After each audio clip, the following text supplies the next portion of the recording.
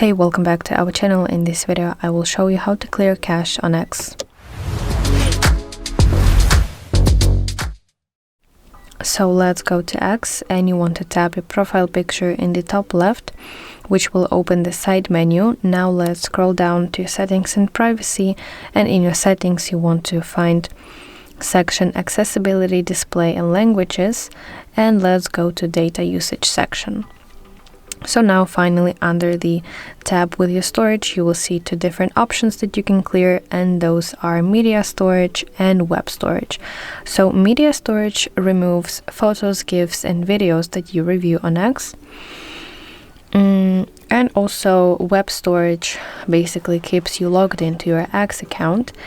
And if you clear all web storage, this may log you out of X because it clears cookies. If you want to clear something, you want to simply tap on it and then confirm it by tapping on it once again at the bottom side of the screen.